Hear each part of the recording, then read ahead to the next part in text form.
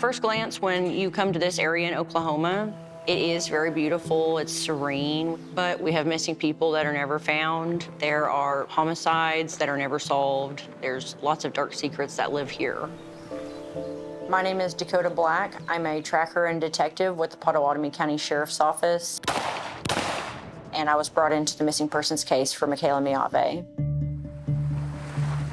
And as soon as we arrived on scene, we started tracking the area and trying to locate her. We had multiple deputies and detectives in the woods looking for her. We were searching every place that we could potentially think of to try to locate Michaela. There's something strange. She might be in there. She might be. She may not be alive.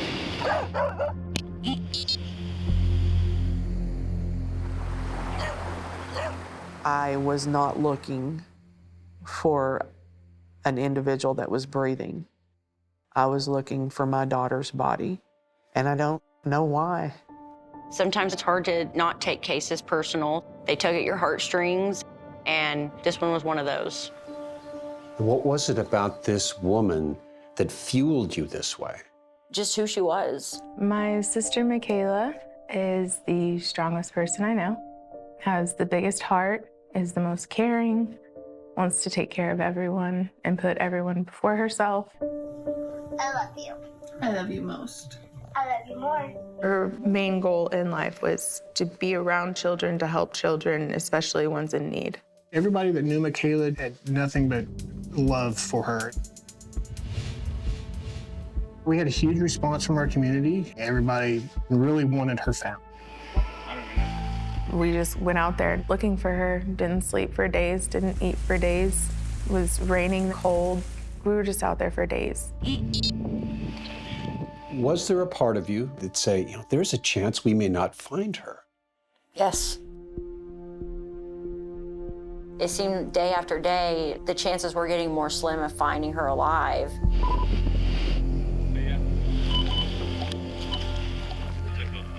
I just knew that she was gone. I can't imagine how scared she was. It's just sad. Sad that it ended the way it did. It didn't have to end this way. I was driven and I was not going to go home. I was not going to stop until this case was solved.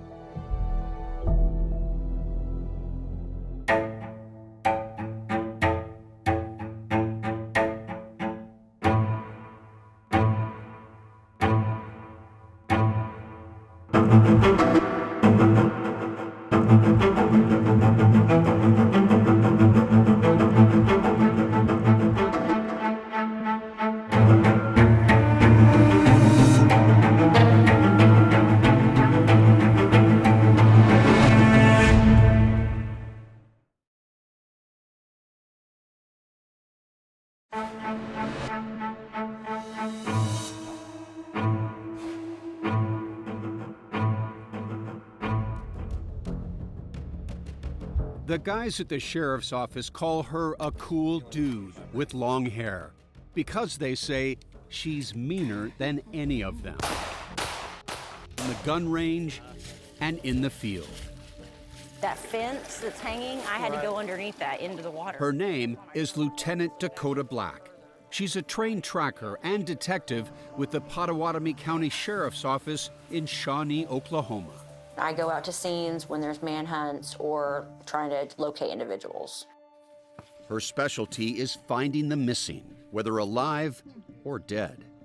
I have found them underneath piles of leaves and trees and abandoned homes, sheds.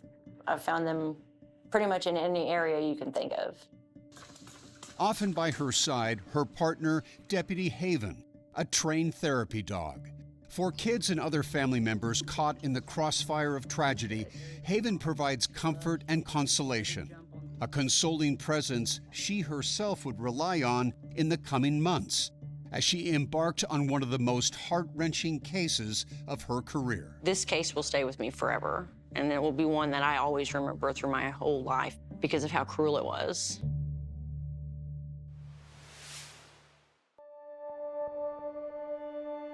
The last thing we said to each other was, "I love you." Friday, September 15th, 2023, began like most days for Andrea Miave. with a 7 a.m. phone call from her best friend and younger sister, Michaela. I wish I would have known. I would have said so much more. I'm grateful for that. At least I said I love you. The next morning, Saturday the 16th, the phone rang as usual around 7 a.m. Only this time, it wasn't Michaela. It was Michaela's husband, Frank Byers. He's hysterical, crying, screaming, can barely understand what he's saying. And he says, Michaela didn't come home last night. He ended up telling me that Michaela went on a date the Friday night before with a bald man in a white truck.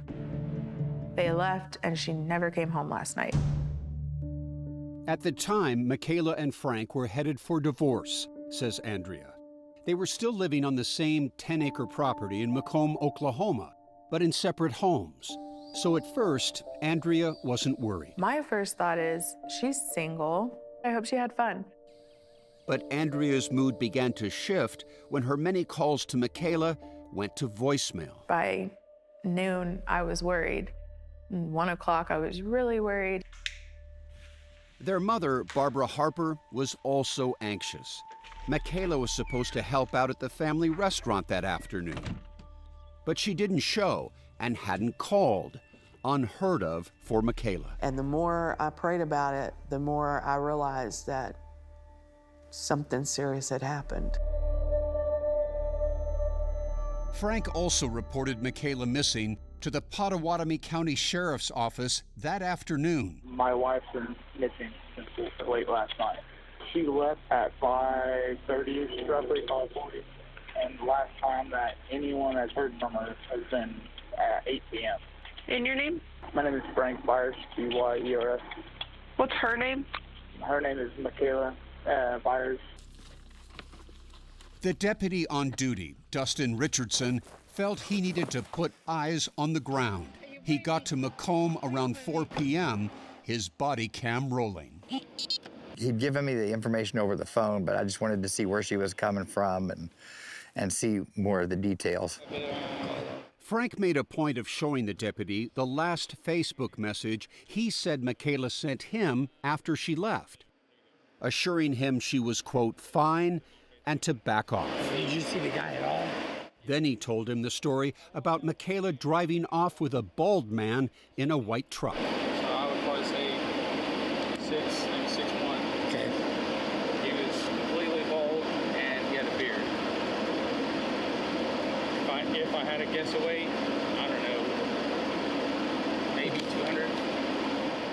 Deputy Richardson then asked if he could see the house where Michaela was temporarily living. Can I go take a look around? So she's been staying in this little thing. Yeah. All locked up.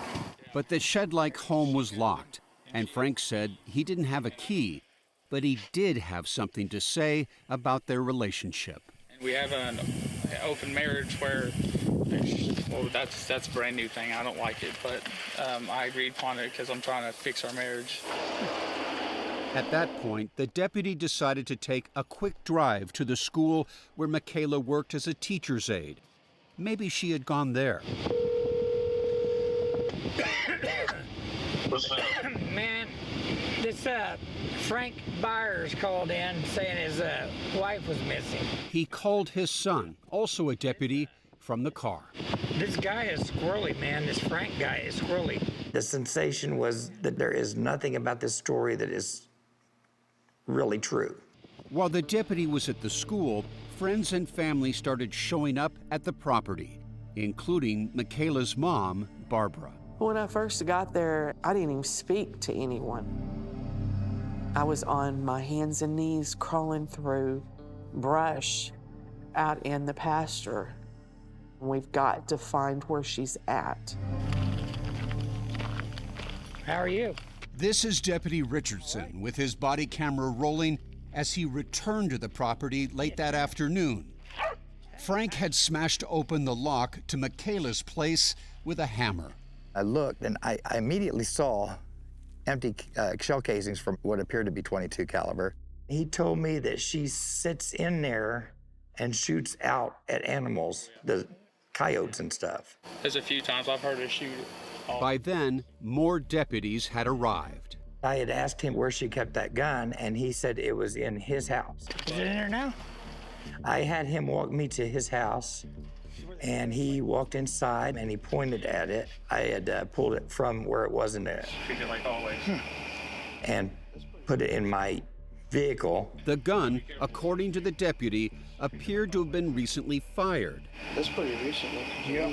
I made phone calls to get our criminal investigation team out there because it was off. There was something that needed to be looked into more. Hey, I'm on that missing person thing still. This is suspicious as Investigators ushered family and friends off the property and blocked the driveway. I remember walking back to my car and just screaming at God, asking him why. Why did you do this? Let this happen? Just take me and let us find her and just take me. The missing persons investigation was now a possible criminal investigation. And that's when the call went out to lead detective, Lieutenant Dakota Black. We definitely needed to figure out what was going on.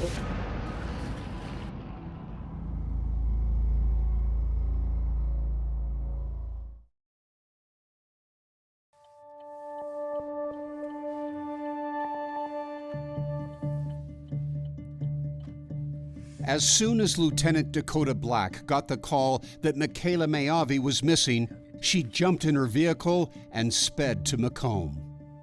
What was your immediate mission? To locate Michaela. We needed to locate her. We didn't know where she was. So it was 1366. Detective Black and her partner on the case, Detective Marcus May, now the undersheriff, put out a BOLO alert. Be on the lookout. It was be on the lookout for a white male with a beard, bald head, driving a white truck. We wanted all of the local law enforcement and surrounding agencies aware that we do have a situation developing over here. The tips from this rural area, where everyone seems to know everybody, came pouring in. Every white pickup truck with tinted windows was getting called into the sheriff's office. None of the sightings panned out, but the search took on a life of its own. Flyers were posted everywhere. Social media ads were everywhere. Michaela Mayavi was beloved by everybody. They were demanding every resource possible to go find Michaela. And Dakota, this was a woman with enormous heart, right? Absolutely. She loved her family. She loved her friends. She loved children. Michaela fell in love with children when she herself was still a child. Her mom, Barbara, ran a daycare. We weren't just a daycare, we were the family. And she loved those kids, especially the babies. Sadly, Michaela was unable to have children of her own, but that didn't stop her. In her 20s, Michaela fostered and would eventually adopt these two kids, a brother and sister. She dropped what she was doing, went and took classes, got certified to make sure that she could give those kids a home. She did. Around that time, an old high school classmate named Frank Byers contacted her out of the blue through Facebook. Frank, who was divorced, had primary custody of 4 young daughters. Frank was telling her a story that the current girlfriend he was living with was abusing his 4 daughters. So my sister took him and all 4 girls in and just started basically taking care of them.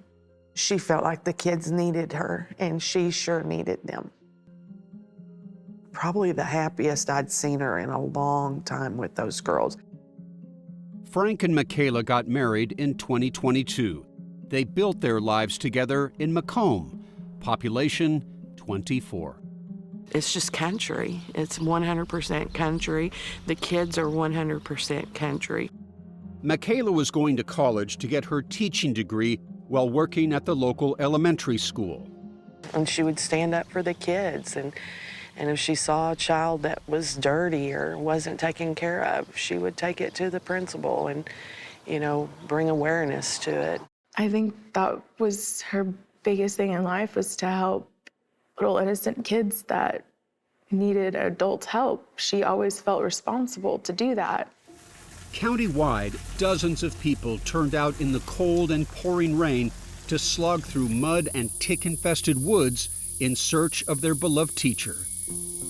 But one person at the heart of this mystery conspicuously appeared not to search: Michaela's husband, Frank Byers. He never participated in a single search. He never volunteered to go out with any of the search parties to go out and try to find Michaela. And it wasn't like, oh my God, my wife is missing. He never seemed concerned about that. He seemed more concerned about himself. What were you noticing about Frank Byers?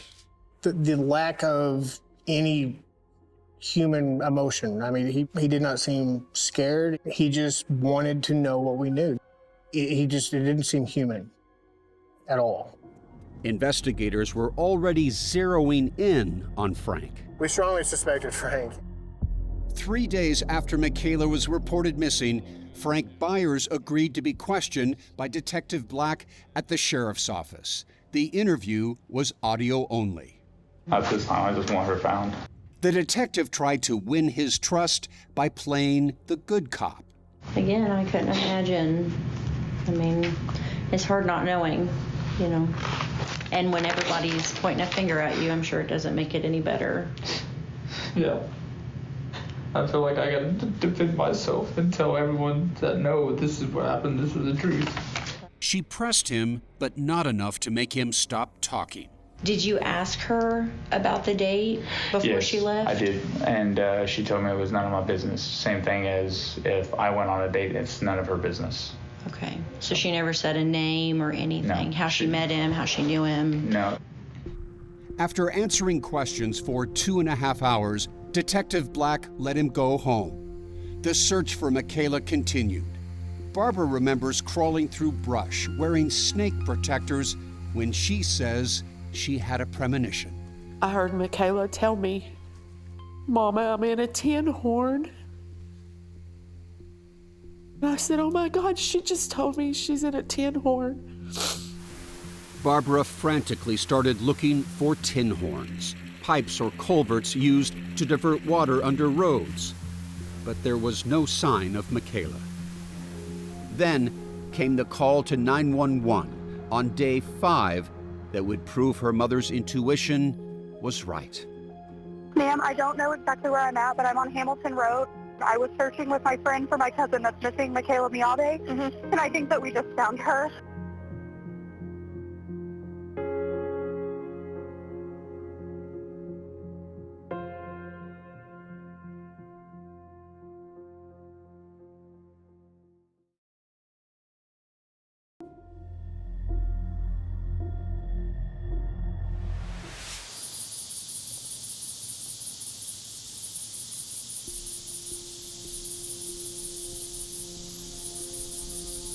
The chatter of locusts permeated the air, an eerie sense of foreboding.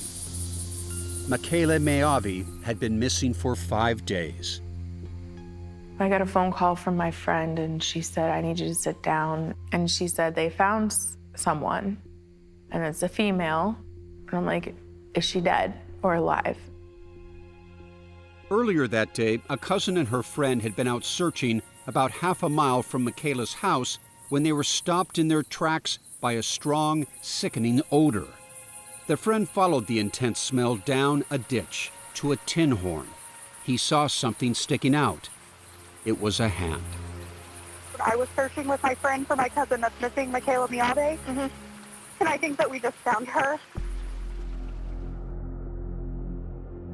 It was the call Detective Dakota Black had been dreading. It was devastating to everybody. I mean, it was absolutely terrible. Just as Barbara had imagined, Michaela was in a large drainage pipe beneath the road. She had been drug into the middle area, and she was wrapped in the carpet. She had one sock on her foot that had teddy bears on it, and her shirt was actually pulled up over her face to cover it. I mean, it was hard. It was really hard. Detective Black wouldn't leave Michaela's side.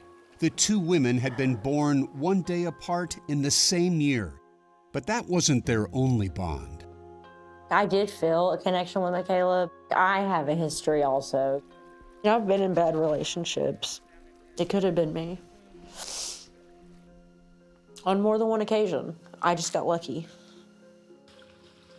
While the detectives were working the scene, Michaela's family gathered just up the road.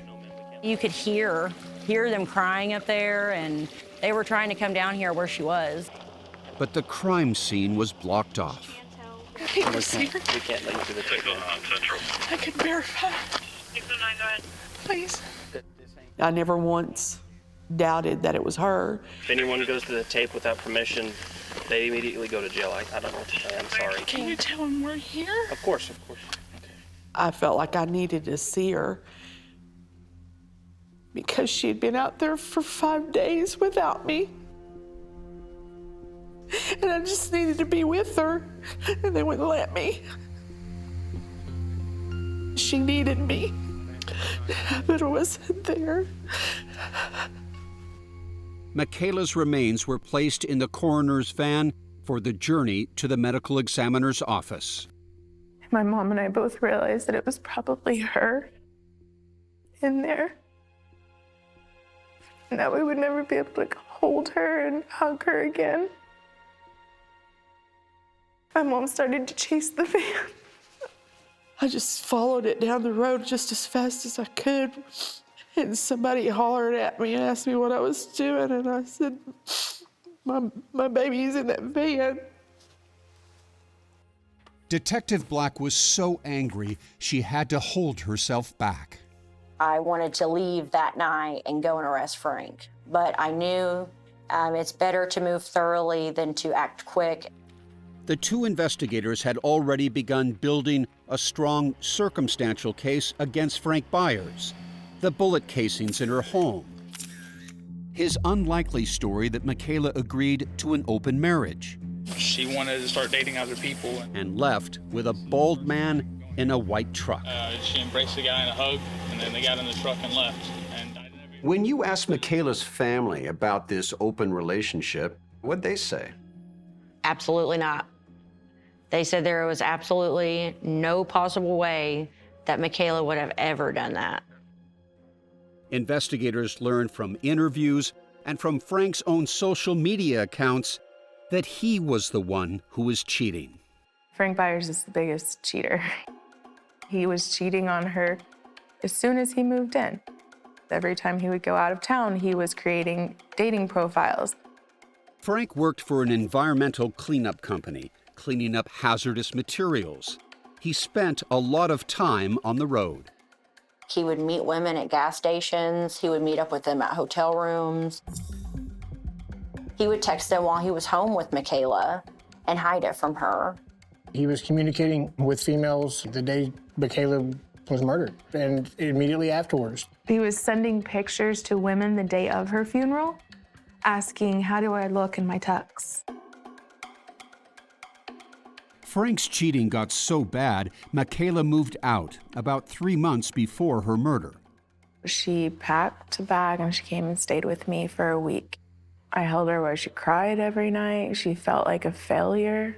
But I am worried too. But Michaela's love for the little girls kept drawing her back, says Andrea. I love you. I love you most. I love you more. I love you most. Michaela went back to the 10-acre property, but not to Frank. She temporarily moved into that little structure behind his to stay close to the girls. Frank tried to win her back, promising to change, but the cheating continued. Detective Dakota Black would later discover this conversation in which Michaela told Frank she was done. I've never once been dead set for divorce until today. Michaela recorded it 2 days before her murder. I'm just saying you have officially lost me. Detective Black believes she recorded it to expose Frank's infidelity. I'm stating to you right now that you have officially broke the last string that was holding me to you. Okay. And you have nobody to blame but yourself for doing it. That Friday, September 15th, Michaela returned from work to pick up her things and leave for good. But Frank, it seemed, had other plans.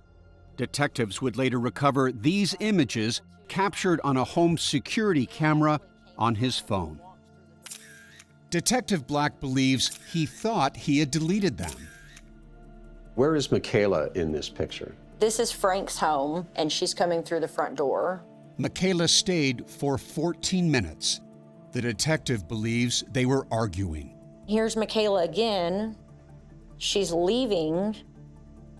This is the last picture of the series. Frank standing at the door of his home. And what do you believe happened after this last photograph was taken? I think this is when he exited his home and went to her home and killed her. I think this is when he killed Michaela, within minutes. Michaela was shot in the head. Michaela had a gunshot wound right here in the front. She had one on the left side, and then she had a graze wound on the same side. The last image she may have seen on this earth was her own husband holding a rifle, and then the shot fired. Yes.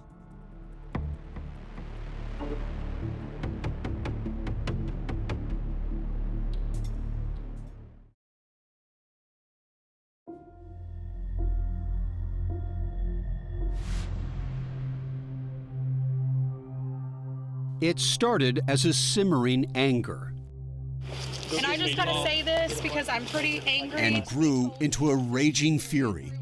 People wanted to know why Frank was still walking free. I'm sorry. The most difficult part was knowing that we were accumulating evidence of Frank's guilt and Michaela's murder, but we were unable to release that or share that with the public. We knew Frank was guilty. We knew Frank was not a good husband. We knew Frank was lying. We knew lots of things, but we couldn't prove everything. And I wanted to prove everything to make sure he stayed in jail. Detective Black spent 18-hour days at the office with her sidekick Haven, the therapy dog now there for her. Give me a sense emotionally how tough this was for you. It was tough mentally. I was drained. I was mentally exhausted. I had lost weight. I was tired, but I was not going to go home until this case was solved. Frank used the time to defend himself on social media. I am innocent, and everything will come out. He also appeared on local news. Even today, I called her. I mean, I know she's not here, but it's just the fact that I have her number still and her phone's still on somewheres, and it would have been nice to hear her voice. Many in the community tuned in to watch Frank Byers' interview, including Lieutenant Dakota Black. Did it make you angry? It did make me angry. It was sickening to see that a beautiful woman was gone from the world, and that while he's on TV professing his innocence, he's still in communication with other women, trying to have intimate relationships with them. Detective Black tracked down scores of these women. Crystal Cantrell was Frank's girlfriend before he met Michaela. He's very good at making you believe him, and then he's kind of like a snake. Once he gets you in there, he bites you. Detective Black learned Frank wooed Crystal the same way he wooed Michaela, with a false story that his daughters were being mistreated by his current girlfriend. And like Michaela, Crystal had a soft heart. I love kids. You know, I have kids of my own, so I just felt really bad for them. Shortly after they moved in together, Crystal says Frank started to show his true colors. He isolated her from friends and family and controlled her every move. They fought. One night, she woke up to see him looming over her, clutching a pair of handcuffs. I closed them so he couldn't use them on me. And then after that, he just got on my back and was choking me. He had wrapped his arms around me and had his hand on my throat, and he just didn't let go. Crystal was able to get away, but was too afraid to report the incident to the police. She left Frank for good, but says it could have been her in that ditch. He would have killed me. If Frank ever harmed Michaela, she never told her mom and sister. Sometimes they saw bruises, but Michaela always said they were just from roughhousing with the kids. I think if I think about it too much, is where I will go down a dark hole and not come out. Because I did see the bruises, and I just chose to believe and not question. And it maybe if I would have questioned, it would come out differently. Bit by bit, Detective Black and her team built a profile of a murderer. So this photo was taken at Walmart. Using the date on a Walmart receipt found on Frank's property, the detective was able to track down this security camera photo. What's in the cart? There is bleach, ammonia, and a mop. And mop, ammonia, and bleach equals what in your mind as an investigator? Crime scene cleanup. They were also able to match the carpet in the ditch I'll help you. Oh, I got it. To one a neighbor had given Frank and Michaela for their dogs. You gave them that carpet about 8 or 9 months ago? Yes. Frank took the carpet that was given to him by the neighbor and used that to roll Michaela's body in. They believe Frank killed Michaela around 4 p.m. and left her body in her home.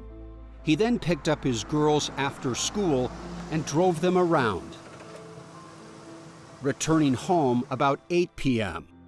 That's when the detectives believe he started to move her body. The kids reported in interviews once they returned home that Frank was outside most of the night. He wasn't in his bed. Detective Black says there were fresh tire tracks leading to Michaela's little house. We believe that the tire tracks actually came from a vehicle backing up to load her body to take it to where she was located. The detectives believe Frank drove Michaela's body to the edge of the ditch, pulled her out, and then let her body topple the 12 to 15 feet to the creek bed. They believe Frank then climbed down and dragged her into that pipe underneath the roadway. Once Frank got rid of the body, he concocted a plan to cover up his crime. So she took the phone with her? Yeah, as far as I know, she took her phone with her. Remember, he told the deputy that Michaela had messaged him from her phone that evening, telling him back off. But investigators would later find Michaela's phone in Frank's bedroom. Detective May confronted Frank in a second interview. So I'm just trying to understand how, if she left with her phone and was communicating with you through her phone on Facebook, how that phone was in your bedroom. I understand. Okay.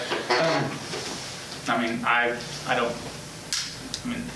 don't have an explanation, honestly. But investigators did have an explanation. Michaela had 2 phones, an iPhone and a Moto G phone. Frank had both of them. The Moto G phone was an old phone of Michaela's that she hadn't been using for quite some time. She can just push in that hole, it pops the tray out. Frank knew how to get into that old phone. So there's a SIM card for those who don't know. That's what it looks like. So he switched the SIM card from her iPhone. Why does he do that? To gain full access to all of her accounts. That's how he was texting himself, pretending to be Michaela. And in fact, it was him the entire time. The evidence was mounting, but they were still waiting on 2 key pieces of evidence they had sent to the forensic lab for testing. I needed a smoking gun that I knew was not going to let him out. I knew it was going to keep him there. What have you just unwrapped here? This, what do we have here is the projectile recovered from the 2x4 inside Michaela's bedroom. In addition to the shell casings found on the floor in Michaela's home, they later found this bullet, wrapped in what they believed was Michaela's hair, embedded in the wall. They hoped it would test positive for Michaela's DNA. And then there were these boots. So these are Frank's work boots. They were recovered on the night of the missing persons report from his bedroom. And what did you spot on these boots that was of interest? So we had found a substance that we believed could be blood, but he also works with lots of chemicals, so we were unsure if that would be something that got on there while he was at work. 38 days after Michaela went missing, they finally got the results. They weren't able to get a genetic confirmation on the hair, but the boots were a different story. The substance on Frank's boots was blood, Michaela's blood. As soon as we got that, we were like, we're going right now. You had your man. We had our guy, yes.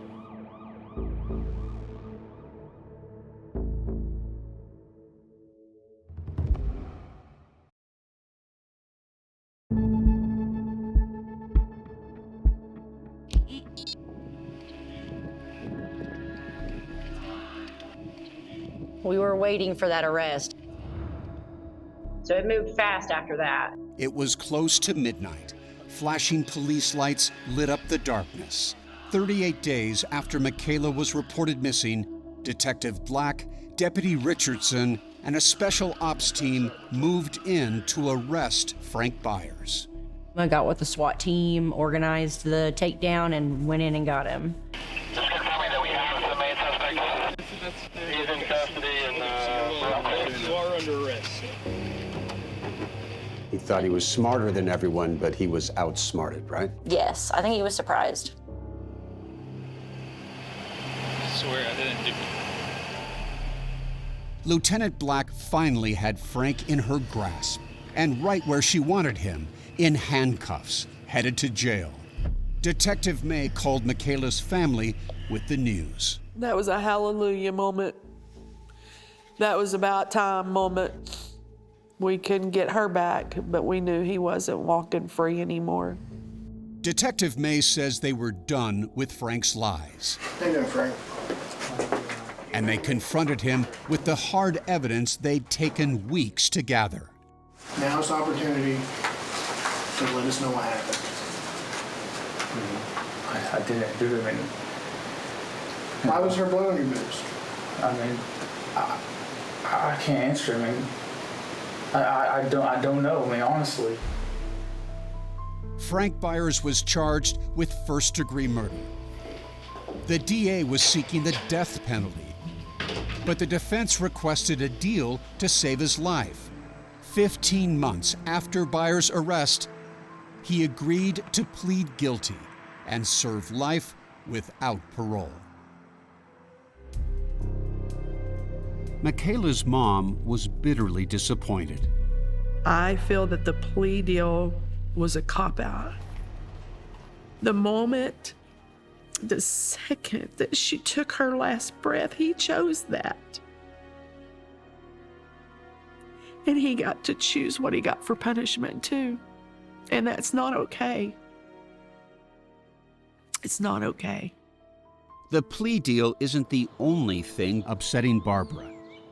She doesn't think Frank acted alone. You're absolutely convinced that Frank had somebody help him. I'll go to my grave believing that. I think he had to have had an accomplice. I don't think that he could have moved her body on his own at all. Physically, he could not have done it. No, I don't believe so. I think we all agree that it would absolutely be difficult to move her, but people are scared. They can do amazing things. What they're saying is not unreasonable. If the evidence is presented to us one day that suggests that, we will take it and we'll run with it to its fullest extent.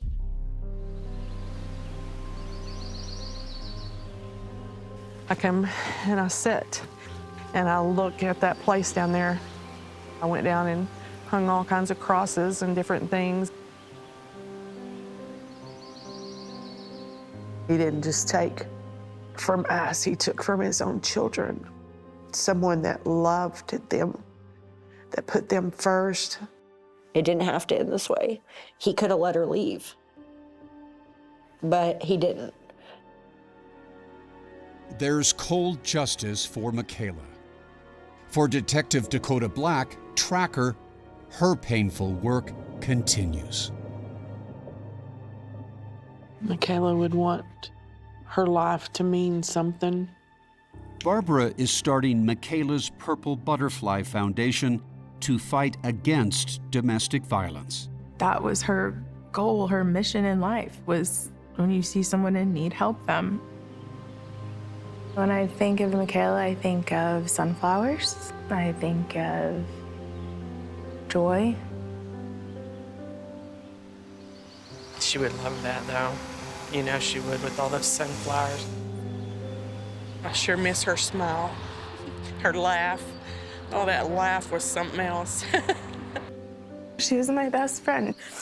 I strived for her to be proud of me because I looked up to her even though she was the little sister.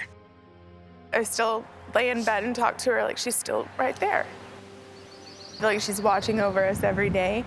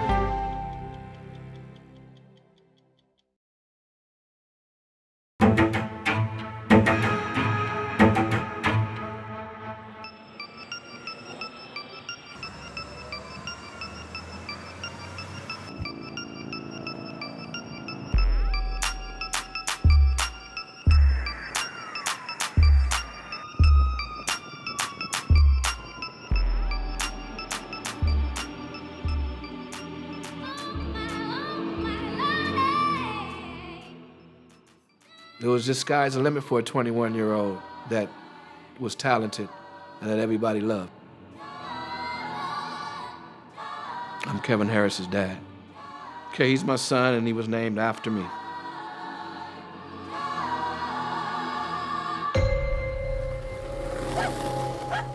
It was gonna be a Sunday like any other, even if he didn't go to church that day. He was naive. Kevin, trusting soul, maybe a little too much. He'd say, "Why you gotta tell everybody I'm your son?" I said, "Because I'm proud of you." My best friend, my teammate. I haven't been able to watch a father take his son to the park with a ball, for a while, so.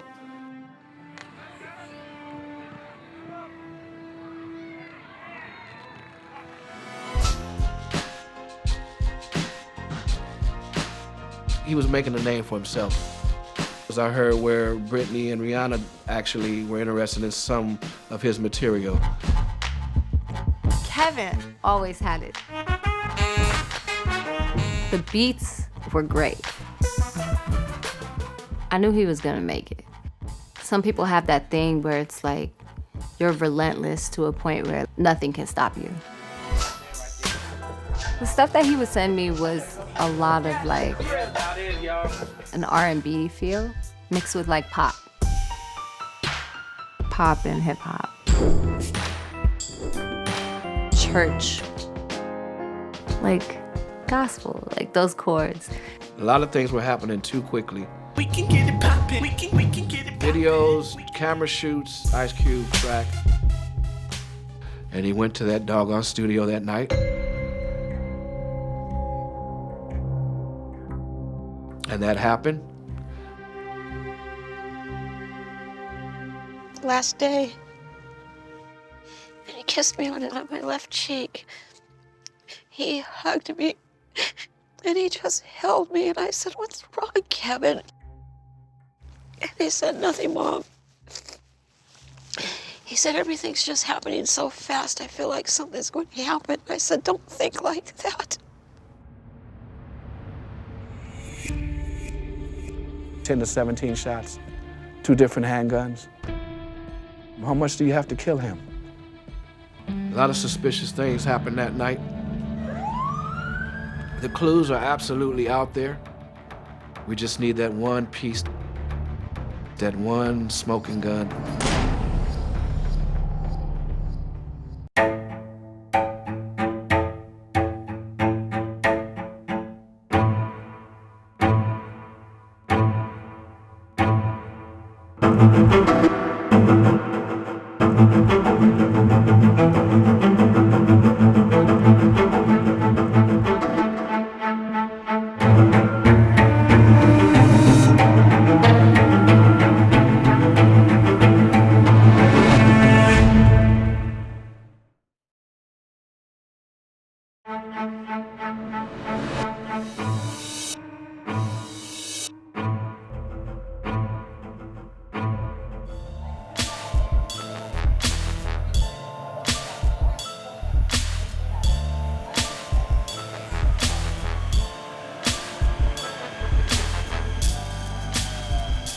Time is of the essence.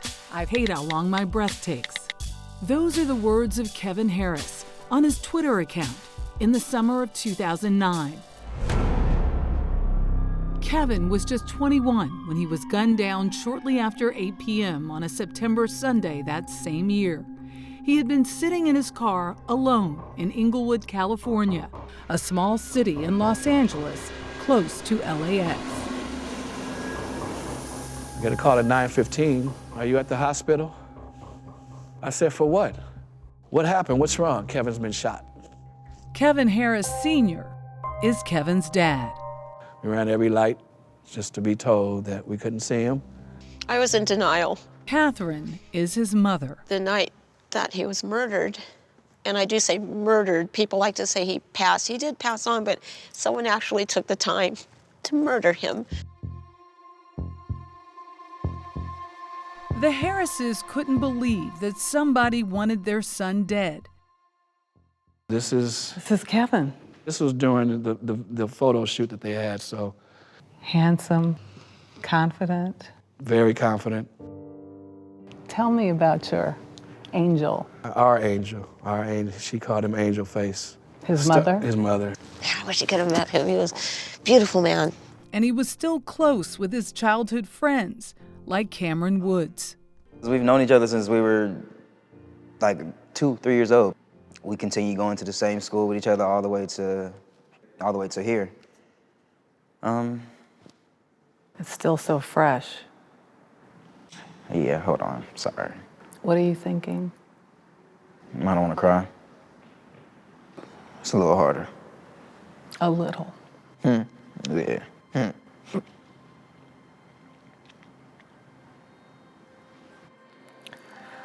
It's okay. You know that, right? What do you miss most about him? His smile, his generosity. Never heard anybody tell me anything bad about him, say anything bad about him. Never really heard him say anything bad about anyone. Besides maybe a few, you know what I mean? No one's perfect. But he was close. He was close to that. The Harrises led by example, working hard, Dad at the LA airport and selling cars, and Mom working retail. They were regulars in church, and they sent Kevin to a Catholic school. She and I were like helicopter parents, under surveillance at all times. As a form of protection? Yes. If he hadn't come home at a certain time, I would text a question mark. Just knowing the possible hearts that lay out there in the street. One of Kevin's hobbies, Cameron says, was hanging out with his mom. Spending time with his mom. Really? Yeah, he loved, yeah. Wait. A teenager enjoying spending time with his parents? I don't know if I should say it, but he was like kind of like a mama's boy, but I mean, I'm a mama's boy, so. There's nothing wrong with that.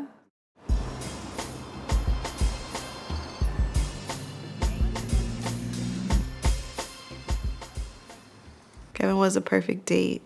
Jasmine Tanner was Kevin's high school sweetheart.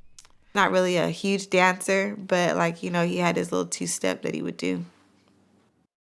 Everything that he did was from a very loving place.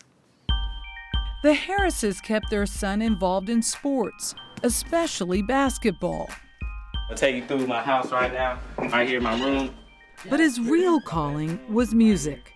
Much of the music you're hearing in this broadcast is his. See, that's all you need right here is a little kit right here. See, turn up the music for a second. See, got all that. Got the turntables. Get your mix on. He taught himself to play. He taught himself. He had rock, he had classics, he had jazz, East Indian music. Soon after high school graduation, Kevin landed a gig apprenticing at a local music studio. Yeah, he started bobbing that head, and then he just, the next thing you know, he's like, oh, well, listen to this, and then he'll click something. It's like going to the next level. By the summer of 2009, he'd stacked up hundreds of hours in the studio. He began breaking into the Los Angeles hip-hop scene. But he just wanted to be the best producer ever. Yeah, about it, y'all. Kevin's vibe was, he was comfortable with himself. Sonia Teklai is a poet and singer, one of a number of artists working with Kevin. I had never felt comfortable in recording sessions until my sessions with him. And a lot of times, like, you know, guys are just trying to, like, get at girls and do all these things, but he was just, he stayed in his lane. He was focused on his work.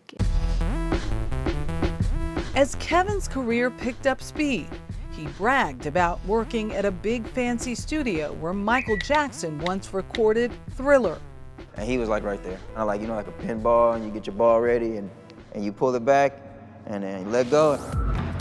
But everything would soon come to an abrupt and violent end. My naive, loving son probably just could have been possibly sleeping with the enemy and had no idea.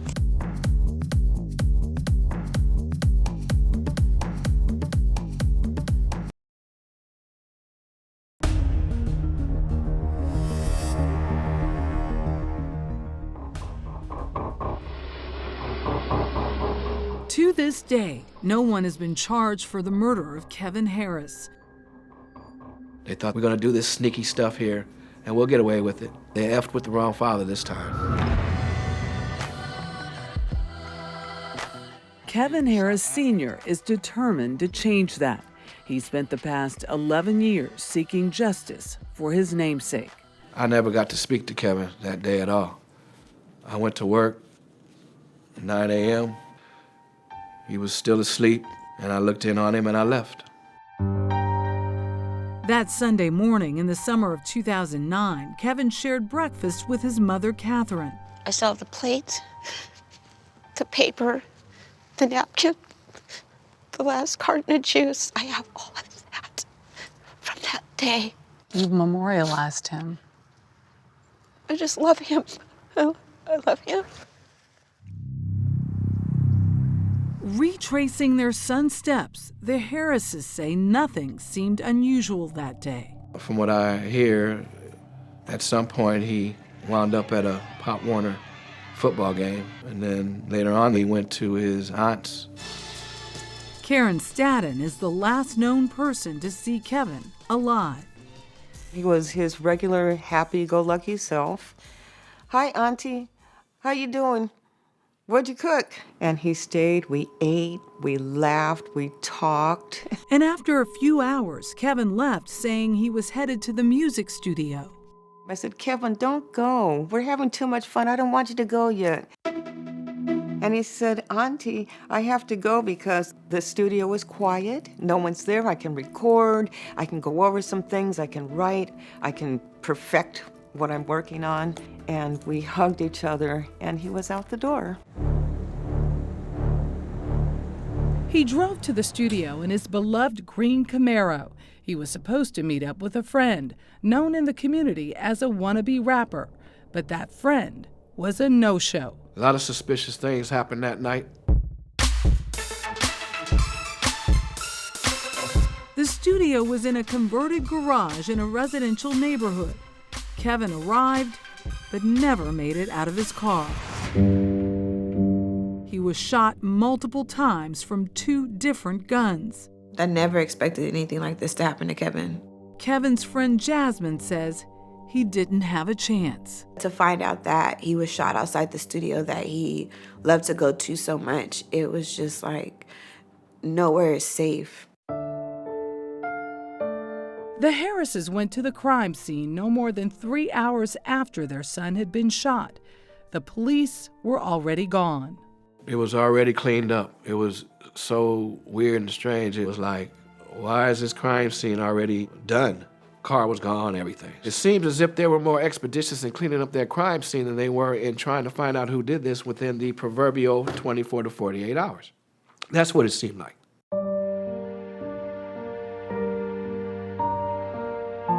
Catherine took what was left behind.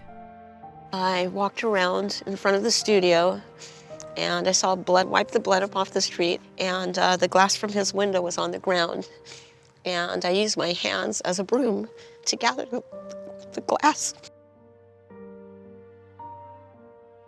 This young man deserves better than what happened here. There was early speculation that Kevin's death was gang-related, an assumption that upset his father. You hear shot and killed, the first thing you want to say is, drive-by, was he in a gang? No. No, he wasn't. He was just a loving young man with a heart as big as his church. Music journalist Ramon Duke says no matter how innocent the victim is, people assume a crime like this is gang-related. This is a young black man. So it's automatic? Yeah, and specifically within that neighborhood, 100%. Young black man shot. In the music business, yeah. Those are all elements. And the odds of solving crimes with those elements are slim. For one thing, witnesses can be hard to find. People in these communities, they stick together. When these situations occur, they're like, I'm not dealing with the law enforcement. They weren't here to help us. Why are we gonna help them? I have seen people step forward, but the majority of the time, that doesn't happen. Why? A lot of times because they're afraid. That person still has to live in that neighborhood. There might be some retaliation. There's this mentality where it's like, just mind your own business. As time passed, Kevin's parents felt that the police pushed their son's case to the back burner, even when they tried to help. And they would tell me, just go home. Just go home. We'll take care of this. We let the law enforcement handle it. Unfortunately, it didn't work. It was sat on. The police told 48 Hours, quote, "Our hearts go out to the parents and family of Kevin. The Inglewood Police Department has done everything possible to bring closure and justice to the family." The Harrises continued to push for answers. They held memorials for Kevin, inviting the police and local officials. But the stress of losing their son took its toll. The gun kills more than its intended victim, and it always will. And after he died, not right away, but a lot of everything that meant everything to our family was destroyed. 2 years after Kevin's murder, the Harrises ended their 23-year marriage.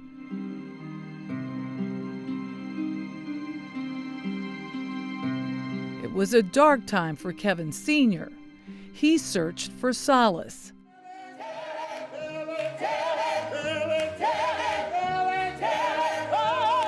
And he found it in church, a Baptist church in the Los Angeles community of Watts.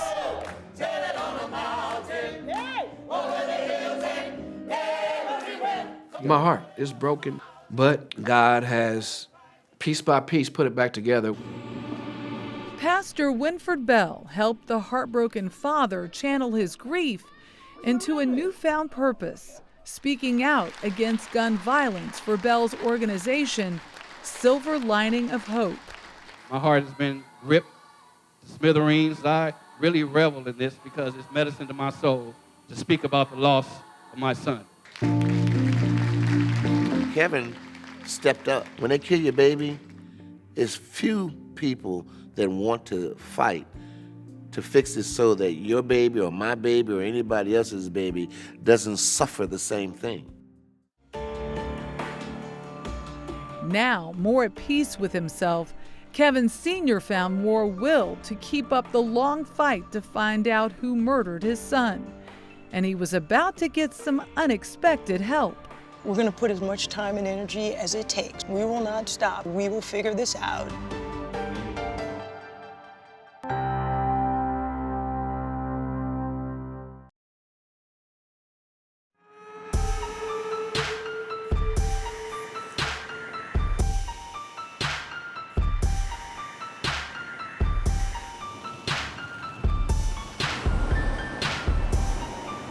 Kevin Harris Sr. continued to speak out. 6 years after his son's senseless murder, his heartbreaking story finally had an impact. The local police brought in the FBI to work the case. When I heard I was going to get a call from the FBI, I felt that all my aggressiveness wasn't in vain. Have you met the parents? I have. The parents are fantastic, and as soon as I met them, we immediately bonded, and they have begged us to just find the people that did this, and that's my commitment to them. Viviette Morgan is in charge of FBI criminal investigations in Los Angeles. I'm vested, so we'll find them, and we'll hold them accountable. Welcome to the new FBI. I think there was a tough case with, not a lot of evidence. There was no DNA, there was no actual physical touching. FBI Special Agent Sean Sturley got the case. He started with the crime scene photos. And with what witnesses that did speak out saw, a dark sedan that pulled up next to Kevin Harris's Camaro. The shots were fired from that car. We believe there were probably 3 people in the car, the driver and 2 shooters. They were approximately about 6 inches door to door, so close that the shell casings from the shooter's guns, 2 of them end up inside Kevin's car.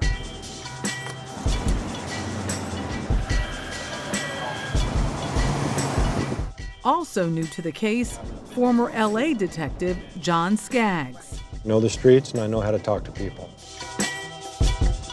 Where are you taking us? Right now we're going to the crime scene where Kevin was killed. There's a couple things I need to look at, and then there's a resident that I want to talk to. Skaggs came out of retirement to work with the local cold case unit and assist the FBI. So is this a hopeless case or a stalled case? It is stalled and absolutely not hopeless. And what's the difference? Well, there's still clues that haven't been burned out. This is the street where Kevin was murdered? Exactly.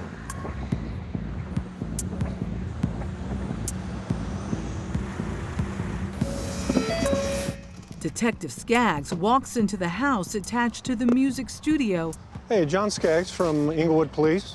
And comes out a half an hour later with owner Randy Thomas. Hey, Hi, how are you? I'm Michelle Miller. It's 48 Hours. So Michelle had a really good talk with Randy. He was friends. He knew Kevin for about 4 years, and Kevin would use his studio for his music. Randy says by the time he got outside that night, the shooters were gone. I heard cap, cap, cap. I thought it was firecrackers.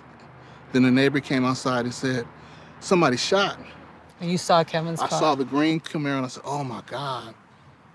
Oh my God. And the ambulance came in the fire truck and they pulled him out, tried to revive him, but it was bad. To see him here on the street in front of your house Broke my heart. It's almost like someone had to have followed him here. So you think it was someone he knew? That I don't know, but I know that no one comes here on Sunday nights.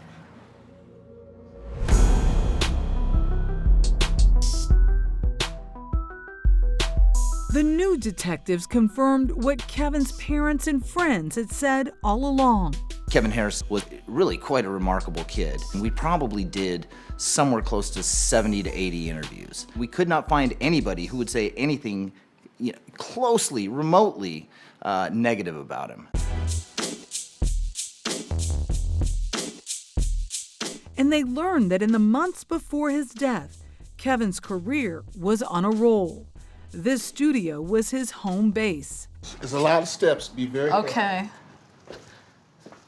So you have a sound mixer. Right. You have a sound booth. Right. So this is where we do the music at. And Kevin had a key. He can come anytime he'd like to come. In the summer of 2009, Kevin was becoming better known by his stage name, Track Bully. I think he was just really positive about the way his life was going. I mean, his name was Track Bully for Exactly, because his tracks was crazy. One of the artists Kevin was closest with was Jizzle, a hip-hop poet and rapper seen in this video with Diddy. I look at this picture and what do you see? Oh man, that was just bro, and he was hungry. Like just trying to figure it out. He got the TB on his hat. By then for Track Bully. But by then he was already like lit, kind of. Yeah. Yeah. He was lit. And I used to go by Lady G at the time, so he'd be like, "What's up, Lady G? Like, man, you gotta mess with me on the music, man." And so he finally like sent me a batch of beats. We can get it poppin', we can get it poppin', we can get it poppin', we can get it poppin', we can get it poppin', we can get it. Jizzle and Kevin worked together on Poppin', a catchy tune they believed could break through and become a hit. This is Poppin'. This is Poppin'. Wow. That's you? Yeah, man. Is that him right there? Yeah. Track Bully right there. Off to the side. Yeah. Kevin was clearly proud of that song. Jizzle may have been the star, but Kevin made sure everyone knew he was the force behind it. And then there was his triumph of scoring a really big sale. It was to hip-hop star Ice Cube, once again, proudly tweeting about his feat. Right before he was killed, he had sold the track to Ice Cube. I mean, how big of a deal was that? It's a very big deal. Ice Cube is a legend in music, not just hip-hop, it's music. It's a really big deal. Kevin's career was skyrocketing, and his dad was feeling a little uneasy. If I would have had a chance, I would have reeled him back in just a little bit. Looking back, Kevin Sr. believes his son was playing with fire. Put it this way, there's not this evil Grim Reaper with a hood that's just standing around on streets. Normally it's someone that you know or someone you've had an acquaintance with. A friend one day, enemy the next.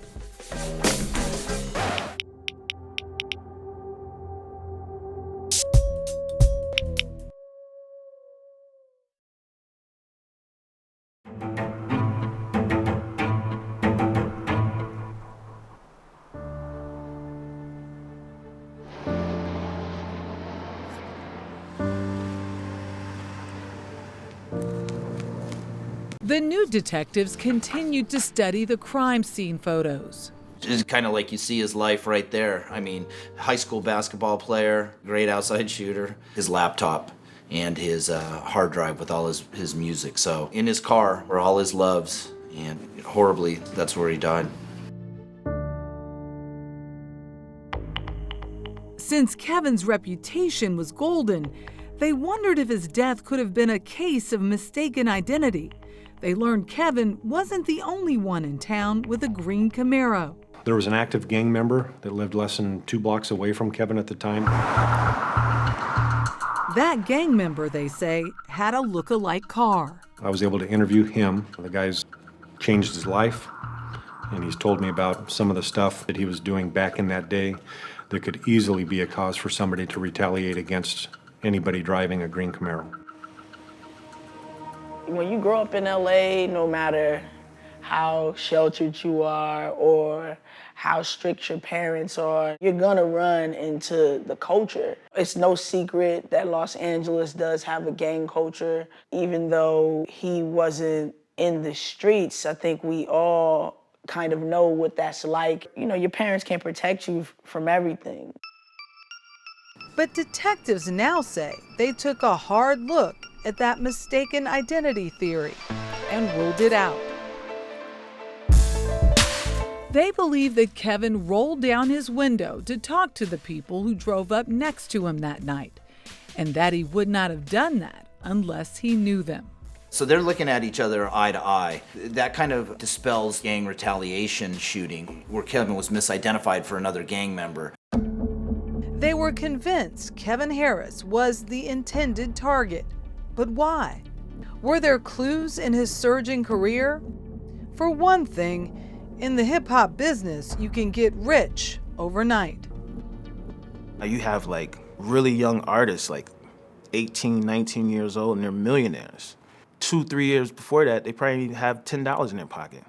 Kevin hadn't made any big money yet, but he definitely was a prospect, a kid with big potential. He was really hustling, trying to get artists and putting music together and getting his music heard. Kevin was all over the place. He was putting himself out there. More people, more parties, and his tweets show it. Party in Baldwin Hills. Pool party at the Custom.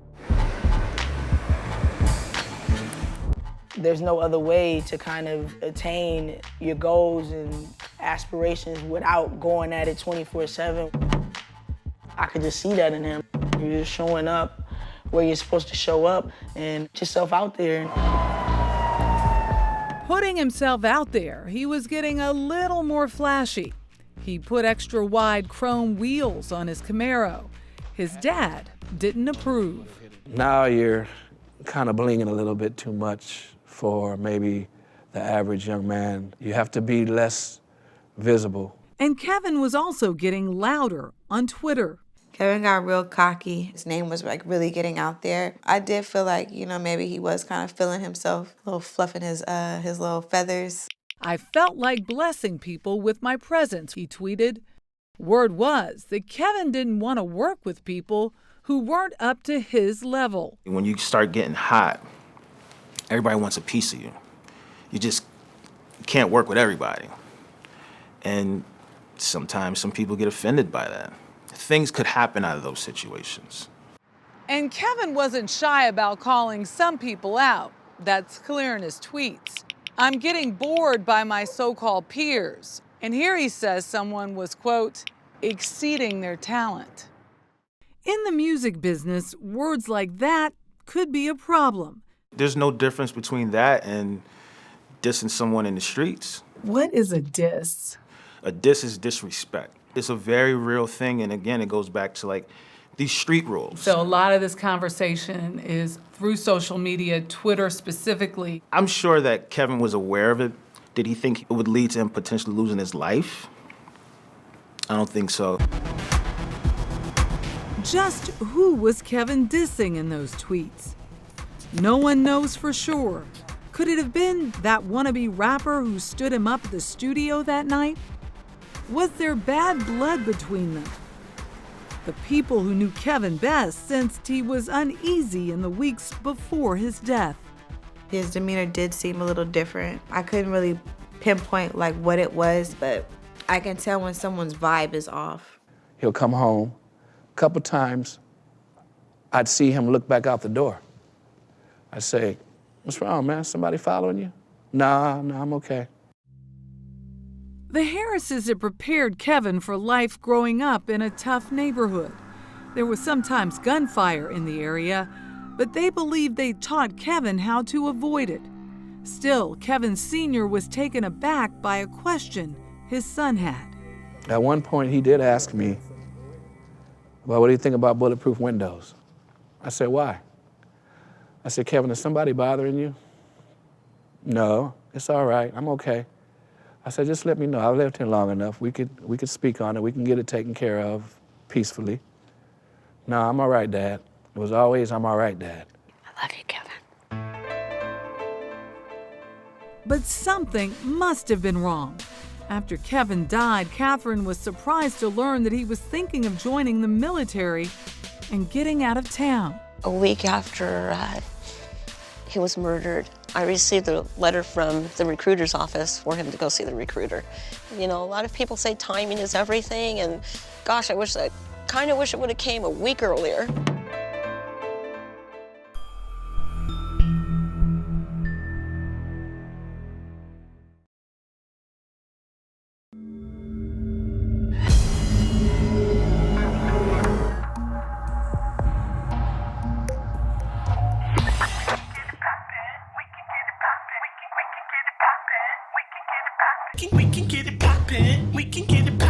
Kevin Harris never lived to see his recording played on the radio. That song by Jizzle. I was at work, and then someone told me that it would be coming on, and then I hear it, and I kind of broke down right there. Everybody came running over, you know. I said, that's Kevin, that's my son. 11 years later, his father is putting his faith into the new investigation. The clues are absolutely out there. We just need that one piece, that one smoking gun that we need to solidify this.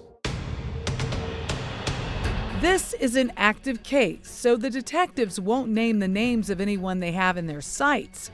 But Skaggs did drop this clue about Kevin's last day. He had made plans with one of the individuals who's definitely a suspect in this case to meet him at the studio at 8 o'clock. As far as I know, that individual was the only other person that knew that Kevin was going to be at the studio at 8 p.m. We have now learned that that man was Desmond Carter, the wannabe rapper that Kevin was supposed to meet at the studio that night. He definitely caught the attention of the police. In fact, 48 Hours has learned that Desmond Carter was arrested for the murder of Kevin Harris in 2017. And here's the record. Carter was questioned, but never charged with anything. Authorities told us the evidence they had did not cross the threshold of reasonable doubt. Still, Desmond Carter remains a suspect. That's partly because there had been bad blood between Desmond and Kevin. Word on the street was that Kevin had dissed Desmond by refusing to give him beats. Whatever it was that brought Kevin to the studio that night, authorities suspect it was a trap. I believe Kevin Harris was set up. Kevin's own words may support that theory. 10 days or 2 weeks before his death, when he told one of his best friends that something's come up missing, I'm getting blamed for it. I didn't have anything to do with it, but I'm really scared of what might happen. What had gone missing that Kevin was being blamed for? Was it money? Drugs? Police have told 48 Hours they do not believe that Kevin was dealing drugs. Somebody blamed him for doing something that they did and blamed him to some big hitters that were going to seek revenge. This is a classic story of a kid who trusted too much in several other people that he didn't really know that well, but he gave them all his trust, and he ended up being killed as a result. We reached out to Desmond Carter. He didn't want to go on camera or comment directly, but through a friend, he said he had nothing to do with Kevin's death and that he thought of Kevin as one of his best friends. I'm angry, yes, I'm angry. I'm angry with certain people that were hanging around my son because it has all the earmarks of someone that he knows well that was in the circle. I grew up at the beach. I really love the ocean, and it's always been part of my life. Detective Skaggs says walking on the nearby beach helps clear his head and reminds him to be patient. It does not discourage me. If these cases were easy, they'd all be solved. I know that some of the people that I'm interviewing are not telling me the truth, so, it just makes it so hard. Detectives are hoping for new information. There's a ton of circumstantial evidence that kind of ends up adding up into one big significant theory that I think we're very close to proving. We think we're 85% there. I am fully confident that this case is going to be solved. Yeah, so anybody who has any information about what happened to Kevin that day, whether they were an eyewitness, overheard something at a later date, or later got knowledge of what happened to Kevin and who hurt him, that person needs to come forward for so many reasons. First of all, for justice for Kevin and his family. It's the right thing to do and could be preventing these bad guys from hurting more people. We really need help from the public and anybody who knows anything about this case and what happened to him and what happened that night to come forward. And that's what our plea is to the public. As the case stands today, the murder of Kevin Harris remains unsolved. You still miss him? What do you miss most?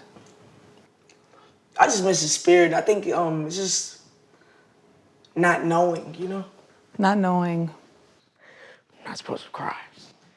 But just not knowing, like to see all that potential, just to see that the path that he was on, to know the support that he had from everyone around him. It's just really unfortunate to not be able to see that just, you know, reach his full potential, you know? So I just miss his spirit. I miss having him around. I miss the fact that we all missed the chance to see how he would grow, you know?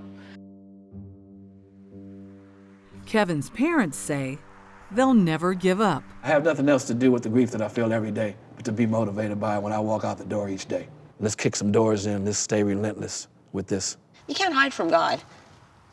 You can hide here on earth, duck and dodge, go to another state, go to another continent, whatever, but you can't hide from God. The FBI helped fund billboards to help get new information. They've also contributed to a $50,000 reward. The Harrises say the reason they agreed to talk with 48 Hours is their hope this will finally bring justice for their son. But when I go to sleep, when I dream, he's always there with me. For my son, I'm never going to stop grieving. Murdered. He was murdered.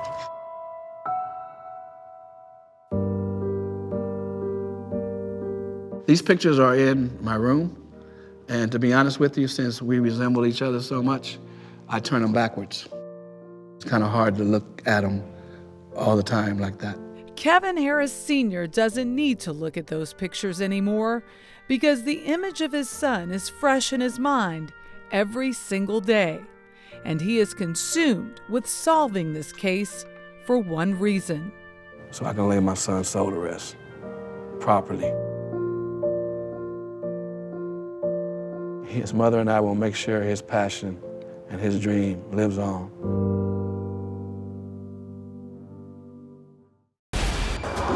48 hours. To miss it would be a crime. Were you at all prepared for what happened in this case?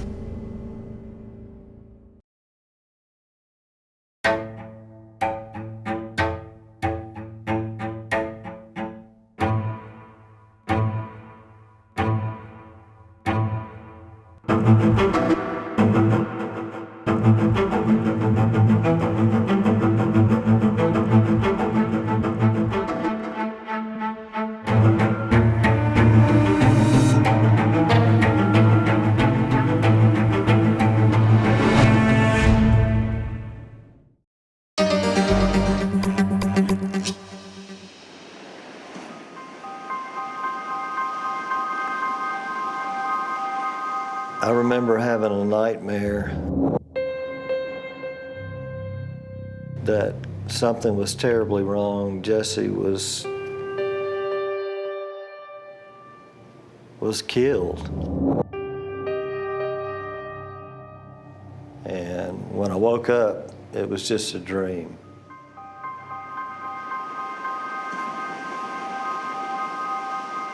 My name is Gary Bardwell. Jessie Bardwell is my daughter.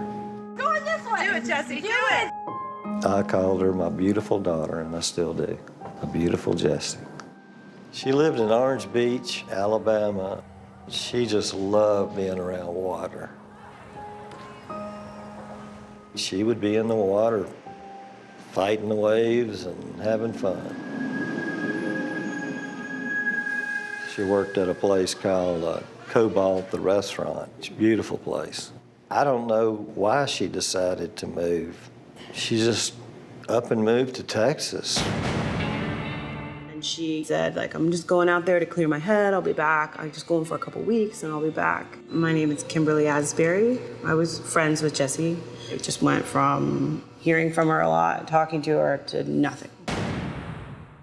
I knew something was wrong. As the father of 3 girls, I was very determined to get to the bottom of what had happened to Jessie Bardwell. My name is Kieron Hale. I was the lead detective on Jesse's case. Jesse was nowhere to be found when we got to Texas. I had the fear that we would never find her. Tell me what it felt like then to go 2 days, 3 days, 4 days. It was hell. After so many days, it's kind of hard to believe that she's just gonna come back with shopping bags in her arms. It was just like brace for impact. I knew she was dead. How did you know? I had that nightmare and I felt it. She was not on this earth anymore. This story's about a young girl, thinks she finds love, and it turns out he's pure evil.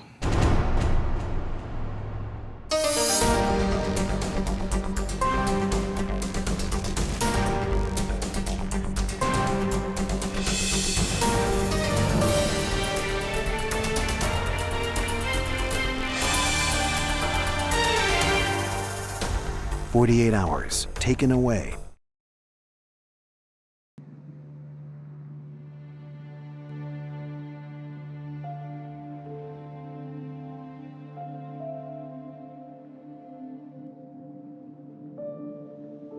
Yesterday, I went down to the river and just sat there and watched the boats go by and took some deep breaths and said, I don't know how much of this I can take, any longer.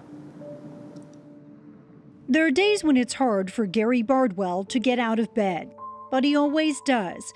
Determined to get justice for Jessie, his 27-year-old daughter who went missing from Richardson, Texas in May of 2016. I'm doing it for Jessie, taking one day at a time, one step at a time. Gary knew something was wrong before he even knew Jessie had gone missing. Something from my soul was gone, and I was afraid that it was her. That connection, that bond deeper than words, formed the moment Jessie was born, says Gary. As soon as she was born, I immediately started crying. It was just such a happy moment, such a happy moment. Jessie grew up alongside her older brother, Brandon. Me and Jessie have been two peas in a pod since we were young. There's Brandon and Jessie. Gary, a now retired firefighter with the Pascagoula, Mississippi Fire Department, loved being a dad. She kind of didn't want me out of her sight. She just liked to know where I was. She slept with this every night. I just love those days. Daddy's little girl, for sure. When Jessie was 14, Gary and her mother, Carla, divorced. She loved her mother, too, very much so. Jessie spent her high school years with her father. I just have my coffee. You want some? And her new stepmother, Gina. This is Jessie's graduation picture. After a few tries at college life, somewhere along the line, she was having more fun than school.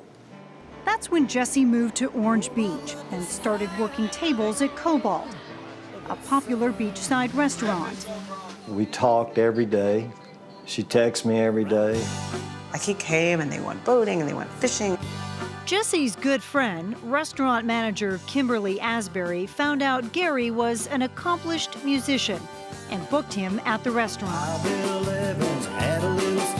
She'd go to his gigs. I mean, they were friends. They weren't just father and daughter. Jessie had been living with a long-term boyfriend, but surprised everyone when she fell for a new guy, Jason Lowe. It kind of came out of nowhere. Jessie's friend Terry saw the romance start. Jason seemed friendly. He definitely was outgoing as well. He was handsome, had 2 college degrees, and ambitious. For Jessie, not just a new love, but a ticket to a more exciting life. When Jason went to Dallas for a 6-figure job in the tech industry, Jessie decided she would join him and pursue her own dream of cosmetology. She thought of it as more of an adventure, like I'm trying something new. But Jessie failed to mention that she was about to go to Dallas when she saw her family that Christmas. I had no clue of what was going on.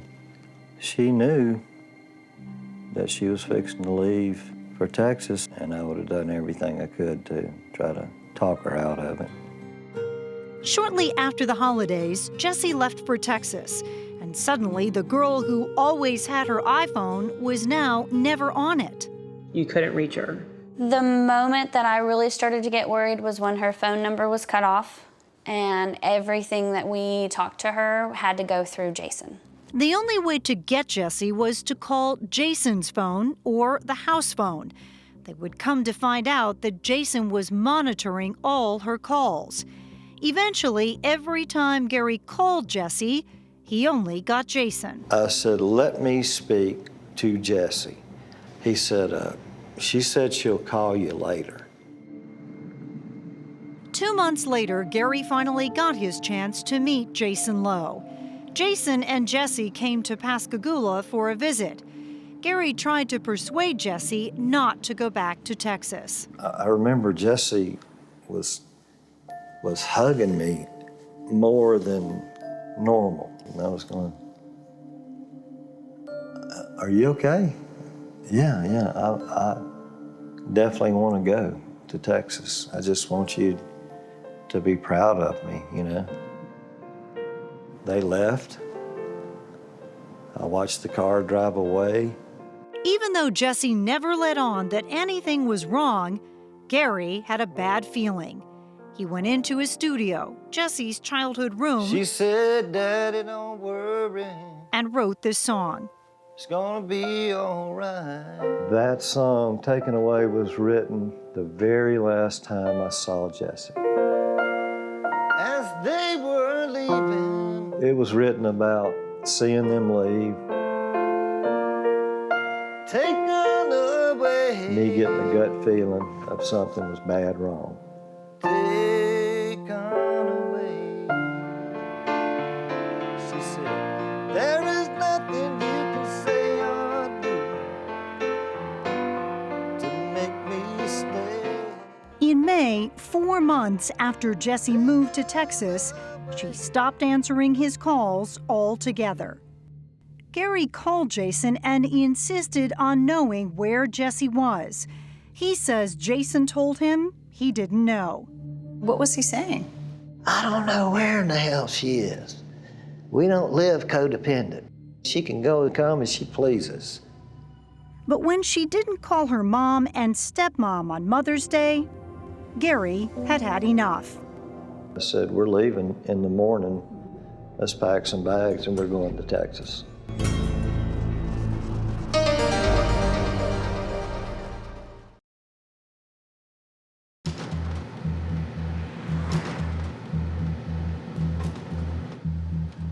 When Gary Bardwell got in his truck and headed to Texas, he was angry. Very angry. I get so angry that it scares me. His little girl was missing, and he believed Jason Lowe was behind it. I texted him on the way there. I said, if Jessie is not there, when I get there, you are in a tremendous amount of trouble. But when he got to Jessie and Jason's apartment, she was nowhere to be found. Gary immediately filed a missing persons report with the Richardson Police Department. 804-2017. Over the next 24 hours, the police repeatedly visited the apartment, and still she never showed up. That's when Detective Hale got assigned to the case. Jason Lowe, please. Speaking. He first made contact with Jason by phone. He stated the last time he saw her was on May 8th, which was Mother's Day, that morning at 10 a.m., and she left in her Acura. And is that car still gone? Yes.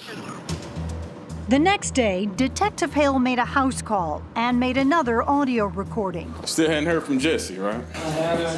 By then, Jessie had been reported missing for 3 days. It seemed everybody was desperate to find Jessie, except the man who claimed to be in love with her. We just did our own thing always. I didn't question her, she didn't question me, and it worked. The detective looked around the apartment and saw no sign of a struggle. Jason stuck to his story that she left home in her Acura. There was just one problem with that story. The police learned that Jesse and Jason had sold that Acura 3 weeks before Jason claimed she drove off in it. They found it in the new owner's driveway. Jason's lies were not very smart. Who would lie about an Acura that had been sold? It was pretty clear that there was definitely something other going on other than just a missing person. It became even clearer the following day. A team of detectives, including Hale and his partner Eric Willitson, returned to the apartment. They saw what appeared to be a line of cocaine. You have coke on the countertop? A line of it, yes or no? Yes, sir. But it was an odor coming from the garage that really got their attention. So it smells really bad in here. Yeah, I know. It stinks to high. Yeah, it does. It's a smell that you never forget. Once you've smelt it, you know instantly when you smell it again. It was the smell of death, and it was coming from the back of Jason Lowe's black Audi. Detective Hale opened the hatch door. There was no Jesse Bardwell, but a body had clearly been there. There was standing fluid in the back hatch, and it smelled like just decaying flesh. It had front end damage. It did not have the bumper. The bumper was inside the vehicle, and it had a lot of mud on the inside and on the outside. Jason told the detectives he'd gotten stuck in the mud while searching for Jesse. He still held on to the fact that he did not know where Jesse was. But when they sprayed the chemical Blue Star in the cargo compartment of the Audi, it lit up like crazy, indicating the presence of blood. It pretty much turned into a homicide investigation at that point. We were wondering if you wouldn't mind coming down to the station so we could talk. Like right now? Yeah. Jason Lowe was initially arrested on drug charges and thrown in jail. My name's Detective Willitson, okay? Detectives used the opportunity to further question him on Jesse's whereabouts. I'll talk with you for a few minutes. We spent a long time speaking with him. You see this picture? Look at the picture. Jason. To try to relate to his emotions, his feelings. The girl you were in love with, the girl that you wanted to marry. And nothing seemed to work. Don't patronize me. He didn't seem to care. He seemed irritated and thought that we were trying to pin things on him that he hadn't done. Well, you tell me where she's at. I don't know any of that, man. I'm wrapped up. Like, I'm not going to be accused of stuff, and I'm done talking. Even without a body, Jason Lowe was charged with murder. I had no doubt that he had killed her. But they did have doubts, grave doubts, that they would ever find Jesse. Texas is a huge state. We've got lots of rivers, lots of lakes, lots of ponds, fields. There are 100 million different places you could hide a body in Texas. Back home in Pascagoula, the town rallied around the family. Jesse's grandmother, Miss Kitty. They had a candlelight vigil at the beach, praying that she'd be found, maybe safe somewhere. On May 19th, almost 3 weeks after Jesse was last seen alive, they finally got an answer. The police had reason to believe Jesse was on a remote ranch in North Texas. Gary says they wouldn't tell the family how they knew, only that it was a reliable source. Chief Jimmy Spivey called the Bardwell family into the station. The chief said it's going to be a bad day for y'all today because we do not expect to find your daughter alive. A team of detectives, FBI investigators, and prosecutors made their way to that remote ranch. Detectives, where are we? We're in Farmersville, Texas. They arrived late afternoon and started walking through the fields. We saw where he'd gotten stuck in the mud. You could still see the car parts on the ground? Okay. We found a piece of metal. It looked like it was shielding something, kind of a makeshift burial area. And at that point, you could start to smell, decaying flesh. So we walked closer. She was covered with a sheet. So we could tell, but you could see the outline of the body under the sheet. Jesse Bardwell had been crudely wrapped in a blue fitted sheet and covered with a pile of debris, including a red blanket and 2 red and gold towels. What was the condition of this body? It's one of the worst we've seen. It would take 7 days to officially identify her body.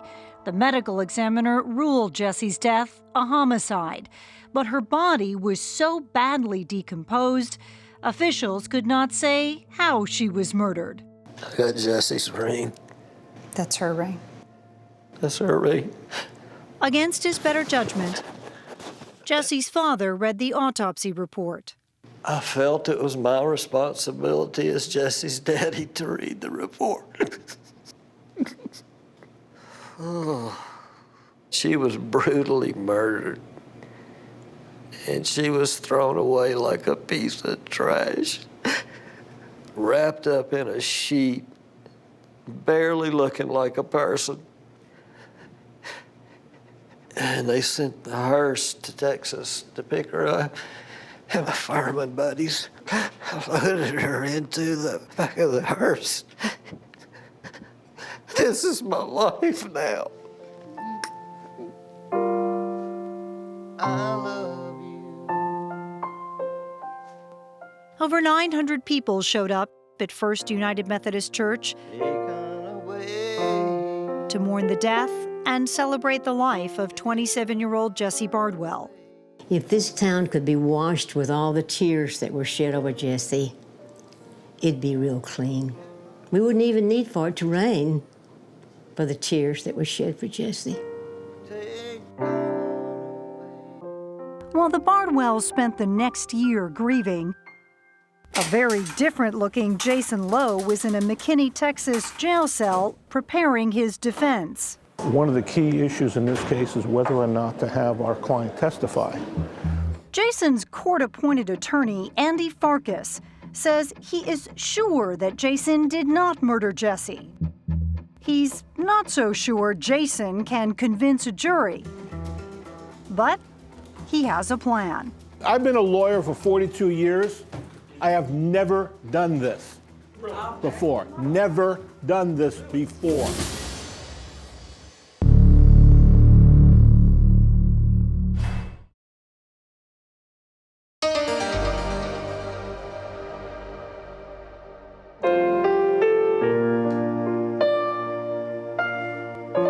As the months passed after Jessie's death, her father Gary struggled through his grief and through his rage. I'd get a 12-pound sledgehammer and I'd stomp outside the house, and I would print out pictures of his face and I'd set it on the stump and beat the hell out of it until I couldn't swing anymore. There was only one thing that kept him going: waiting to see Jason Lowe face a judge and jury in a court of law and be convicted of the murder of his only daughter. I think about what I think happened to her, and I couldn't protect her. It's just unimaginable. It's unthinkable. It's unforgivable. I don't feel he's guilty of murder. In August of 2017, we went to the Collin County Jail with attorney Andy Farkas to meet his client. He is in which one? This one. This one right here. Jason Lowe. We met Jason Lowe, but he would not talk to us on camera. He told us he's saving his story for the witness stand. Farkas believes that allowing Jason to tell his version of what happened to Jessie will help him get acquitted of murder. And to gauge how a jury will react, Okay, good morning, everybody. Farkas is doing something he's never done before. He and co-counsel Maria Tu are conducting a mock trial. Be seated. It's essentially a simulated trial with pretend jurors who will pass judgment. Maria Tu will act as the prosecutor. And we know that the defendant put her there. And Farkas, the defense. The state can't tell you how, where, when, or why this happened. While the defense maps out its strategy in mock court, the real prosecutors, Wes Wynn and Cynthia Walker, are fitting together the pieces of what they admit is a mostly circumstantial case. Do you know how Jessie is murdered? No. Do you know why Jessie was murdered? No. And do you know where Jesse was murdered? No. So we don't know how, we don't know why, and we don't know exactly where. That's correct. But you have the body. And that's enough for you to create the picture? Yes. They have no doubt that Jesse Bardwell was murdered by Jason Lowe, a man whose dark side she didn't see, they believe, until it was too late. Jesse really thought she was in love with this guy and everything was good. At first, Jesse told her father life in Texas was great. But then, only a month after moving, they had a big fight. Jason would later say it was because Jesse had a brief affair before moving to Texas and got pregnant. He was furious when he found out. Eventually, he says, Jesse had an abortion. She called me really upset. She was crying, said, "You were right, I should have never come out here. Jason kicked me out, I'm freezing." Fortunately, a friend of a friend took her in for the night. Gary bought her a plane ticket to Alabama for the next morning. One of her friends went to the airport the next night when she was supposed to be there and waited 7 hours for her to get there, and she never came. Jesse told her father that Jason felt bad about the fight and would try to trust her again. She was 27, a grown woman, so Gary reluctantly let it go, a decision that haunts him to this day. My mind never stops. It never stops. Thinking, why did you not go out there sooner? If there were any more incidents, Jessie didn't let on to the folks back home. And she was even less forthcoming with her new Texas friends, You messed up my hair. Regina and Tommy Jordan. She was just real timid and quiet. We just seemed to be real shy. We could never pull anything out of her. She didn't really talk much. Did they seem like they were a happy young couple? He made it seem like that.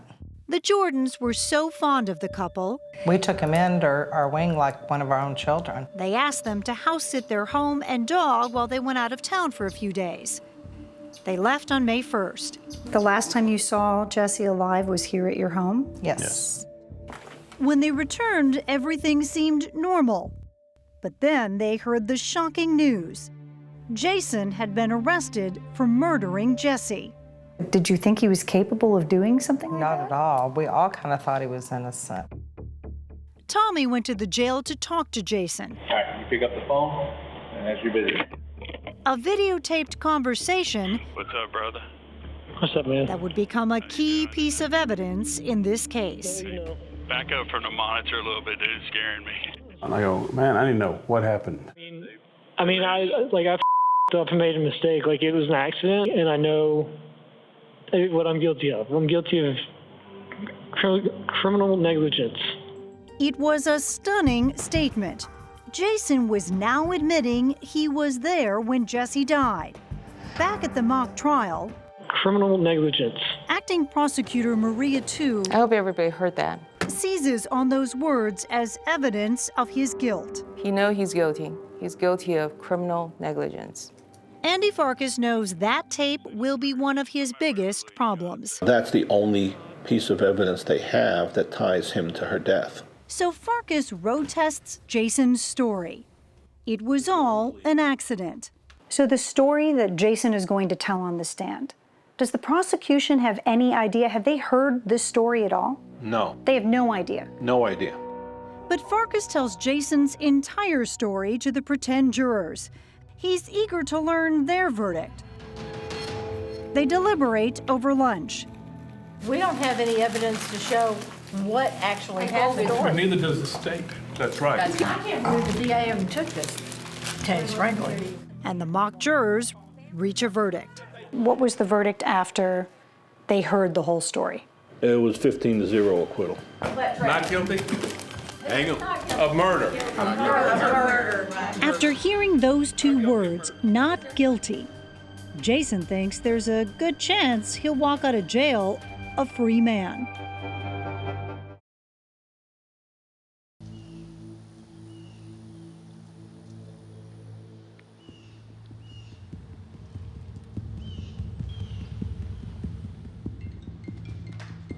The time had finally come. Gary Bardwell said goodbye to his fireman buddies. And then, the hardest goodbye of all. You're gonna be all right in Texas. His mother. You're gonna do a good job. You're gonna do this for Jesse. Justice for Jesse. You remember that? I love you, son. I love you. I love you. For the first time in 30 years, Gary got on an airplane as he and his wife Gina headed to Texas for the trial of the man accused of murdering his daughter, Jessie. He had waited a year and 4 months for this day. My stomach is in knots. I just don't know how I'm going to react when I get in the courtroom. Each of you solemnly swear any Prosecutor Wes Wynn calls Gary as his first witness. I was shaking so bad that I was afraid that people could see me shaking. Is that a photo of Jesse? Yes, it is. Sir, I know this is difficult. Just take your time. The state portrays Jason Lowe as a man with a dark side, a man with a long history of drug abuse, a pathological liar who often told people he was a Navy SEAL but was never actually in the military, a man who abused women. I think I would most certainly be killed by him if I had continued dating him. The state managed to find 2 of Jason's ex-girlfriends, Haley McDaniel and Chrissy Chambers. Both say Jason drove a wedge between them and their families, just like he did with Jessie. It was just all manipulation and control. They say he would get furious, accusing them of cheating. One night, Chrissy says he pushed her to the floor and sat on top of her. He had one hand over my mouth and another hand over my nose, and was just pushing on top of me. And he wouldn't get off. I'm thinking that he's gonna kill me, because he looked me in my eyes and he told me he was. He said, "I'm killing you right now." Jason denies any of this happened, but the jury won't get to hear Chrissy and Haley's stories because, in the end, prosecutors decided it wasn't necessary and likely inadmissible. They are confident Jason Lowe's sadistic side will come through. He's about as cruel of an individual as I've dealt with, and I've been doing this a long time. It wasn't just the act of murder, say the prosecutors. It's what he did and did not do after the murder to cover up his crime. While Jessie lay dead in the back of Jason's Audi, decomposing, Jason was using her phone to send these text messages, pretending she was still alive. That's what criminals do. They want to find a way to get away with it. And one of those ways is to pretend that this other person is still alive. Prosecutors think Jessie was killed on or about May 1st, the last day she was seen alive by the Jordans. They believe Jason kept her body in his car day after day after day. 8 days in total before dumping it. And when Jessie's body was finally found on May 19th, prosecutors say the way in which she was discarded said it all. This wasn't some accident. It's not how you would leave someone that tragically died, someone that you love, someone that you care for. It told me that she was murdered. The physical evidence at the scene, the red blanket, the red and gold towels, the blue fitted sheet Jessie's body was wrapped in, all led back to the home where they had been house sitting. This is your linen closet. Yes. Regina still has the matching top sheet to the blue one Jessie was wrapped in. You kept it. I kept it. I don't know why I kept it. It just gives me creeps just even thinking about it. After the first week of trial, Gary FaceTimes his mother. Our lawyers have a plan. They know what they're doing. You gotta remember that. You gotta remember that. But I know it's exhausting. It's got to be exhausting. I have heard that Jason Lowe is actually going to take a stand. It's going to get harder this week, and that's when it's going to get nasty. You've got enough prayers to hold you up and give you strength. You're gonna have the strength that you need. Love you. Love you too. Bye. Bye. It was the moment Gary had been dreading and Jason had been waiting for. Defense calls Jason Lowe. His chance to convince the real jury he is innocent of murder. The defense tries to humanize him. He admits getting hooked on drugs at age 13. Oxycontin, heroin, and Xanax. With his parents listening in court, he talks about growing up an only child in a well-off family, working on his master's degree, and meeting Jesse Bardwell. Were you in love? Yes, sir. He says they had plans to get married and buy a house. And then it all came crashing down. It was the evening of May 1st. He and Jesse were house-sitting at the Jordans. He claims they had taken GHB, a sedative often called a date rape drug. They were getting intimate in the shower. While we're having sex, I'm standing here bracing myself, and I start to slip. First, he slips. Then Jesse. He says she falls and hits her head on the porcelain tub, and then sits on the edge. She just kept saying, I feel hot. She was like, I feel a little bit dizzy, and she was, like what I would say, kind of bugging out is what I thought. Instead of getting medical help, they go to sleep. When Jason woke up in the morning, he says Jesse was lying on his chest. I tried to kind of shake her, and kept knocking, the dog kept barking. She didn't move. She was dead. The defense would claim of a possible brain injury. What was it like for you to watch him get up on the stand and tell his story? It was like somebody ripped my heart out and ripped my soul out. My soul. Gary does not believe a word of it. But Jason continues. He says he heard a knock on the door. I just panicked, and I opened the door. It was Robert Gwynn, a.k.a. Cowboy. Jason says he's his drug dealer, and it was he, Jason claims, who took the sheet from the linen closet. He wrapped her up. And together, they put Jesse's dead body in the back of Jason's Audi. Wes Wynn wasn't buying it. You're just watching as the love of your life gets bagged up in a fitted sheet. And then the two of you carry her outside, right? Yes, sir. And you toss her in the back of your Audi. Placed her. Oh, affectionately, I'm sure. Prosecutors don't even bother to call Cowboy to the stand. Do you believe that Robert Gwynn, Cowboy, had anything to do with the murder of Jesse? No. Do you think he had anything to do with covering it up? No. After Jesse's body was loaded into the back of his car, Jason admits he parked it in the garage, left her there for days, and began reaching out to other women.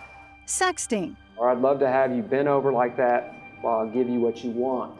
And sexting. I want to taste you so bad. And sexting. You were sending photos of your penis to other women while the love of your life rotted in the trunk of your car. What was that like for you to hear him talk about that? My first thought was that I had to find a way to get to him and kill him with my bare hands.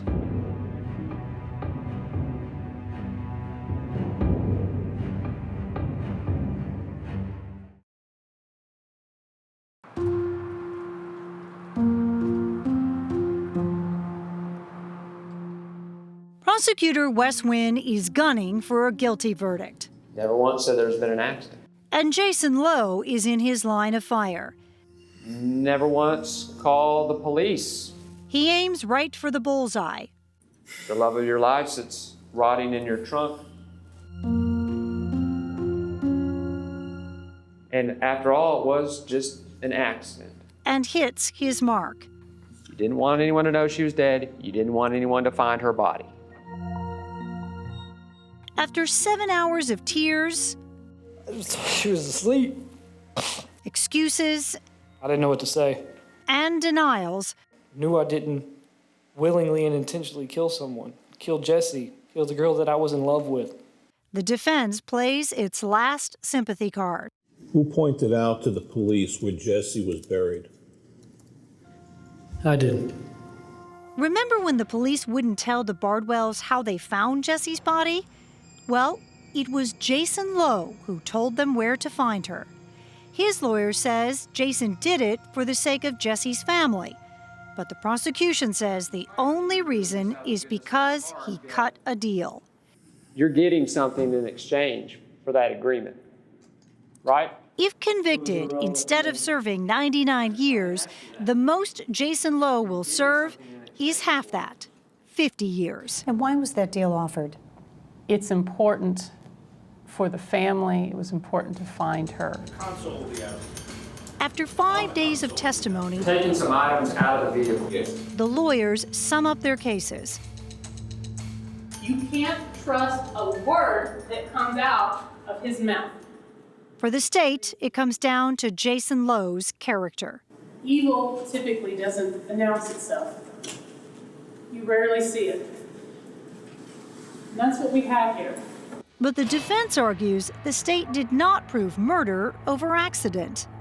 Their case is built on he lied to the cops, he hid the body, therefore he's guilty.